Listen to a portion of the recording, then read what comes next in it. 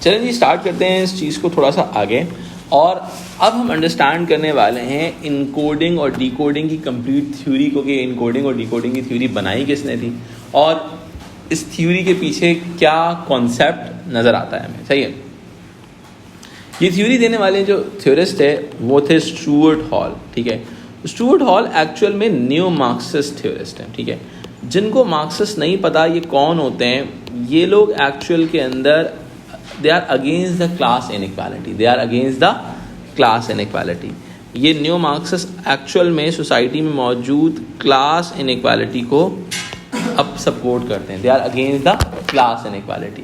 अब देखो, जाहिर सी बात है, सोसाइटी में क्लास इनइक्वालिटी तो मौजूद है, सही है, और ये लोग क्लास इनइक्वालिटी के अगेंस्ट हैं, तो सोसाइटी में मौजूद चीज़ों को ये प्रॉब्लमैटिक समझते हैं, सोसाइटी में मौजूद चीज़ों को ये प्रॉब्लमैटिक समझते हैं। सही है, यानी कि Stuart hall is a new Marxist who is against the existing social order, who is against the class inequality. ये बात समझ में आती है, who is against the class inequality. ठीक है, अब स्टुअर्ट हॉल की ये बहुत ही ज़बरदस्त थ्योरी है जो उन्होंने एक टाइम पहले दी थी। ठीक है,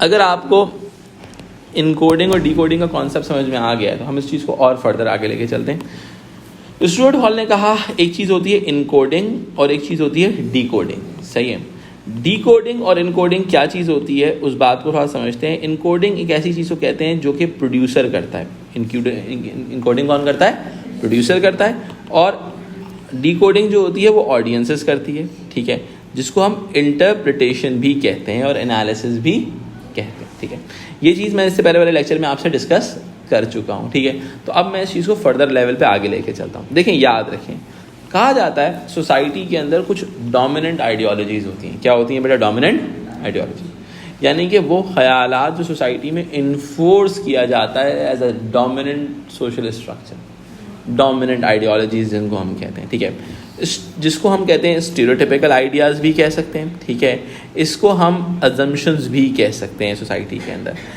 जिस तरह से आपकी सोसाइटी में पेट्रियार्की एग्जिस्ट करती है जेंडर के हवाले से, जो कि जेंडर इनइक्वालिटी को डेवलप करती है, जो कि जेंडर रोल्स को डिसाइड कर देती है, male will perform the instrumental role and female will perform the expressive role. ठीक है, यानी कि लेट्स सपोज इंस्ट्रूमेंटल रोल का मतलब इकोनॉमिक रोल होता है, एक्सप्रेसिव रोल का मतलब होता है डोमेस्टिक रोल या फिर इमोशनल रोल। ठीक है, ये एक तरह से डोमिनेंट आइडियोलॉजी है।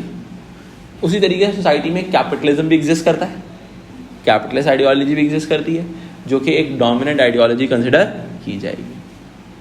आपको नहीं लगता कि आपका मीडिया इन डोमिनेंट आइडियोलॉजीज़ को एक तरह से प्रमोट कर रहा होता है? The media used to promote these dominant ideologies. अब मीडिया इस डोमिनेंट आइडियोलॉजी को प्रमोट कैसे करता है? मीडिया इन डोमिनेंट आइडियोलॉजीज़ को प्रमोट इस तरह से करता है कि वो एक्चुअल के अंदर अपने मैसेजेस इनकोड करते हैं इन डोमिनेंट आइडियोलॉजीज़ के अंदर। The media used to encode the messages in terms of dominant ideologies. ठीक है, अब मैं इस चीज़ को फर्दर आगे लेके चलता हूँ। सही है, देखें, दूसरी एक डोमिनेंट आइडियोलॉजी क्लास इनइक्वालिटी है, जो कि कैपिटलिज्म की वजह से डेवलप होती है। सही है, सोसाइटी के अंदर जो रूलिंग क्लास होती है, जिसका कैपिटल होता है, जो मीन्स ऑफ प्रोडक्शन को कंट्रोल कर रही होती है, they can exploit the working class of the society. इसके अलावा रेसिज्म एग्जिस्ट करता है, एजिज्म एग्जिस्ट करता है, सेक्सिज्म एग्जिस्ट करता है। ठीक है, these are the dominant ideologies. सही है, और देखा ये गया है कि ये डोमिनेंट आइडियोलॉजीज मीडिया के अंदर इनकोड होती हैं, मीडिया में क्या होती हैं? इनकोड होती हैं। ठीक है, अब मैं इस चीज़ को आगे लेके चलता हूँ। अब देखो, मीडिया या तो प्रमोट करेगा या चैलेंज करेगा, मीडिया या तो प्रमोट करेगा या चैलेंज करेगा। सही है, कभी कभी मीडिया इन डोमिनेंट आइडियोलॉजीज को प्रमोट करता है विद द इनकोडिंग। सही है, कभी कभी मीडिया इन डोमिनेंट आइडियोलॉजीज को डिमोट करता है। सही है, अब इस बात को समझते हैं, यानी कि देखो, अब let's suppose binary explanation of gender है।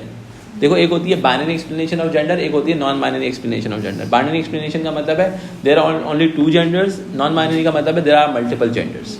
सही है, अब सोसाइटी की जो डोमिनेंट आइडियोलॉजी या तो प्रमोट करेगी, ठीक है, इसके अलावा जिसके अंदर मेल और फीमेल को कहा जाता है, इसके अलावा LGBTQ+ की जो आइडियोलॉजी है, यानी कि अब क्या हुआ, वो जेंडर बाइनरी एक्सप्लेनेशन को चैलेंज जब करेगी जो LGBTQ की बात करेगी।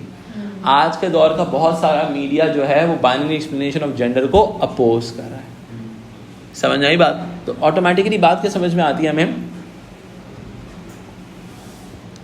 कि मीडिया या तो डोमिनेंट आइडियोलॉजी को प्रमोट करेगा या चैलेंज करेगा। उसको प्रमोट करने के लिए भी इनकोडिंग का सहारा लेना है, डिमोट करने के लिए भी इनकोडिंग का सहारा लेना है। समझ में आई बात? और मिजन सीन के एलिमेंट्स ये चीज़ डेवलप कर सकते हैं। लेट सपोज वो जो LGBT का साइन है, दैट शोज कि वो डोमिनेंट आइडियोलॉजी को डिमोट कर रहा है, वो चैलेंज कर रहा है। समझ में आई बात? और अगर एक पेट्रियार्कल मिसोजिनिस्ट कैरेक्टर दिखाया जा रहा है जो डोमेस्टिक वायलेंस का कर रहा है, that shows the media is promoting the dominant ideologies of patriarchy. ठीक है, तो actually the media can go in both ways. ठीक है, अब प्रोड्यूसर क्या करता है, मीडिया मैसेज को इनकोड करता है, ठीक है, मीडिया टेक्स्ट के अंदर थ्रू द टेक्निकल कोड्स। सही है, अब इस टेक्निकल मीडिया टेक्स्ट से डिफाइन होता है ये प्रमोट करेगा या फिर चैलेंज करेगा, प्रमोट करेगा या फिर